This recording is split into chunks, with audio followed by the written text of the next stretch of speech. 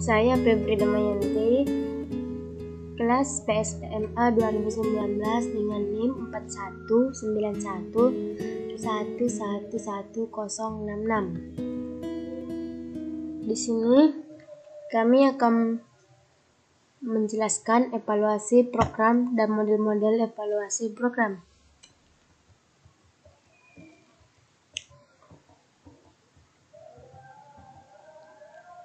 Pada bagian 1, saya akan menjelaskan definisi evaluasi. Yang pertama, apa arti evaluasi? Banyak definisi evaluasi dapat diperoleh dari buku-buku yang ditulis oleh ahlinya. Antara lain definisi yang ditulis oleh Ralph Tyler, yaitu evaluasi ialah proses yang menentukan sampai sejauh mana tujuan pendidikan dapat dicapai. Evaluasi dilakukan untuk melihat perbedaan apa yang ada dengan suatu standar untuk mengetahui apakah ada selisih. Yang kedua, untuk apa sih evaluasi? Evaluasi itu dapat mempunyai 2 fungsi. Yang pertama, fungsi formatif, yaitu evaluasi dipakai untuk perbaikan dan pengembangan kegiatan yang sedang berjalan atau program, orang, produk, dan sebagainya. Yang kedua, fungsi sumatif, yaitu evaluasi dipakai untuk pertanggungjawaban, keterangan, seleksi, atau lanjutan. Jadi, evaluasi hendaknya membantu pengembangan, implementasi, kebutuhan suatu program, perbaikan program, pertanggungjawaban, seleksi, motivasi, menambah pengetahuan, dan dukungan dari mereka yang terlibat. Yang ketiga, apa objek evaluasi? Nah, hampir semua unit training dapat dijadikan objek suatu evaluasi. Siswa atau mahasiswa sudah merupakan objek yang populer bagi evaluasi pendidikan. Yang lain-lainnya seperti proyek atau program institusi pendidikan yang sekarang menjadi objek evaluasi yang semakin populer. Penting sekali menentukan dan mengetahui apa yang akan dievaluasi. Hal ini akan menolong menentukan apa informasi yang dikumpulkan dan bagaimana menganalisisnya. Yang keempat, objek, aspek, dan langkah evaluasi. Setelah memilih siapa objek yang akan dievaluasi, apakah siswa, mahasiswa, proyek, atau program suatu institusi, maka harus ditentukan aspek-aspek apa saja dari objek tersebut yang akan dievaluasi. Proses tersebut mungkin saja berbeda sesuai persepsi teori yang dianut. Ada bermacam-macam cara. Namun, evaluasi harus memasukkan ketentuan dan tindakan sejalan dengan fungsi evaluasi itu. Adapun langkah-langkah evaluasi itu yang pertama, memfokuskan evaluasi. Yang kedua, mendesain evaluasi. Yang ketiga, mengumpulkan informasi. Yang keempat, menganalisis informasi. Yang kelima, melaporkan hasil evaluasi. Yang keenam, mengelola evaluasi. Dan yang terakhir, yang ketujuh, mengevaluasi evaluasi. Nah, selanjutnya yang kelima, evaluator, standar, dan tujuan evaluasi. Untuk menjadi seorang evaluator yang kompeten dan dapat diandalkan, ia harus mempunyai kombinasi berbagai ciri, antara lain mengetahui dan mengerti teknik pengukuran dan metode penelitian, mengerti tentang kondisi sosial dan hakikat objek evaluasi, mempunyai kemampuan human relation, jujur, serta bertanggung jawab. Dan untuk yang standar, akhir-akhir ini telah dicoba mengembangkan standar untuk kegiatan evaluasi pendidikan. Standar yang paling komprehensif dan rinci dikembangkan oleh Committee on Standards for Educational Evaluation pada tahun 1981 dengan diketuai oleh Daniel Staff Lieben, yaitu yang pertama, utility atau bermanfaat dan praksis. Yang kedua, accuracy atau secara teknik cepat. Yang ketiga, feasibility atau realistik dan teliti. Yang keempat, property atau dilakukan dengan legal dan etik. Dan yang terakhir, tujuan evaluasi. Evaluasi program pendidikan memegang peranan penting dalam pendidikan, antara lain memberi informasi yang dipakai sebagai dasar untuk yang pertama, membuat kebijaksanaan dan keputusan. Yang kedua, menilai hasil yang dicapai para pelajar. Yang ketiga, menilai kurikulum. Yang keempat, memberi kepercayaan kepada sekolah. Yang kelima, memonitor dana yang telah diberikan. Dan yang terakhir, memperbaiki materi dan program pendidikan. Cukup sekian materi yang dapat saya sampaikan, dan materi selanjutnya akan dijelaskan oleh teman saya sendiri.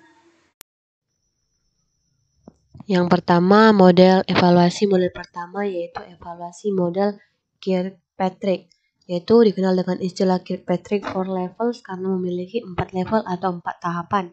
Tahap pertama yaitu evaluasi reaksi atau reaction evaluation, yang berarti mengukur kepuasan peserta, di mana program training dianggap lebih efektif bila prosesnya dirasa menyenangkan dan memuaskan bagi peserta training, sehingga mereka tertarik dan termotivasi untuk belajar dan berlatih. Kepuasan peserta dapat dikaji dari beberapa aspek, yaitu materi yang diberikan, fasilitas yang tersedia, dan lain-lain. Mengukur reaksi dapat dilakukan dengan reaction sheet dalam bentuk angket, sehingga lebih mudah dan lebih efektif. Lalu tahap yang kedua yaitu evaluasi belajar atau learning evaluating, yaitu di mana menilai hasil belajar dapat dilakukan dengan kelompok pembanding. Kelompok yang ikut pelatihan dan kelompok yang tidak ikut pelatihan diperbandingkan perkembangannya dalam periode waktu tertentu. Dapat juga dilakukan dengan membandingkan hasil pretest dengan post-test, tes tertulis maupun tes kinerja atau performance test. Yang ketiga, tahap ketiga atau level ketiga yaitu evaluasi perilaku atau behavior evaluation. Penilaian tingkah laku difokuskan pada perubahan tingkah laku peserta setelah selesai mengikuti pembelajaran. Evaluasi perilaku dapat dilakukan dengan membandingkan perilaku kelompok kontrol dengan perilaku peserta training, atau dengan membandingkan perilaku sebelum dan sesudah mengikuti training, maupun dengan mengadakan survei atau interview dengan pelatih setelah mereka kembali ke tempat kerja. Yang keempat atau level keempat yaitu evaluasi hasil atau result evaluation. Evaluasi hasil dalam level keempat ini difokuskan pada hasil akhir atau final result program pembelajaran. Kategori hasil dari suatu program pembelajaran diantaranya adalah dari peningkatan hasil belajar, peningkatan pengetahuan, dan peningkatan keterampilan atau skill. Beberapa program mempunyai tujuan untuk meningkatkan moral kerja maupun membangun teamwork atau kerjasama tim yang lebih baik. Lalu dibandingkan dengan model evaluasi yang lain, model ini memiliki beberapa kelebihan, yaitu satu, lebih komprehensif karena mencakup hard skill dan soft skill. Yang kedua, objek evaluasi tidak hanya hasil belajar semata, tapi juga mencakup proses, output, dan outcome. Yang ketiga, mudah untuk diterapkan. Lalu, selain kelebihannya, ada juga kekurangannya, yaitu kurang memperhatikan input. Yang kedua, untuk mengukur impact sulit dilakukan karena selain sulit, tolak ukurnya juga sudah di luar jangkauan guru maupun sekolah.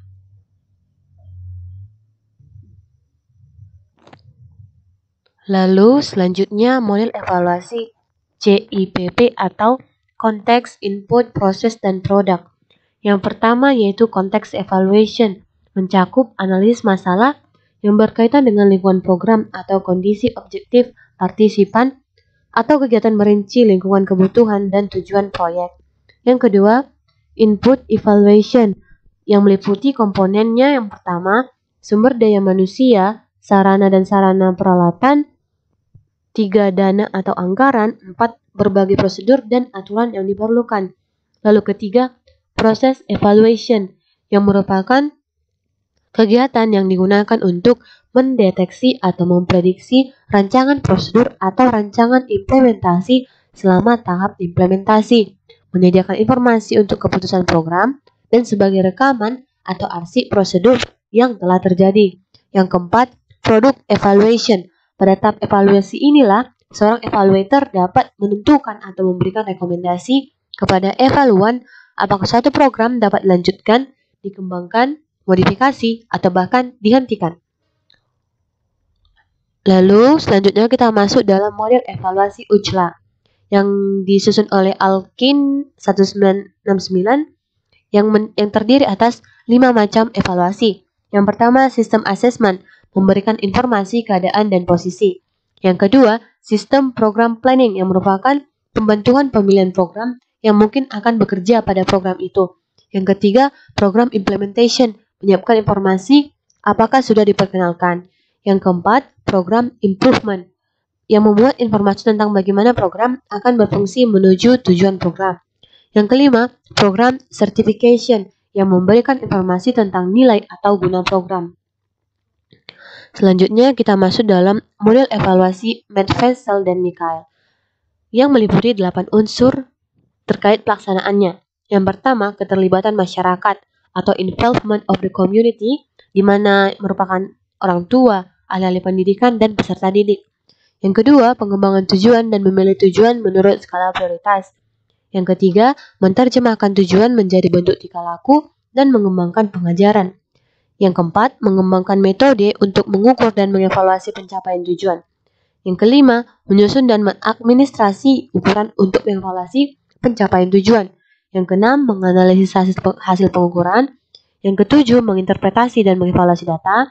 Yang kedelapan, menyusun rekomendasi untuk mengembangkan pengajaran. Metode ini dilengkapi dengan instrumen pengumpulan data, lengkap dengan kriteria-kriteria yang dapat digunakan untuk mengevaluasi sebuah proyek atau kegiatan program.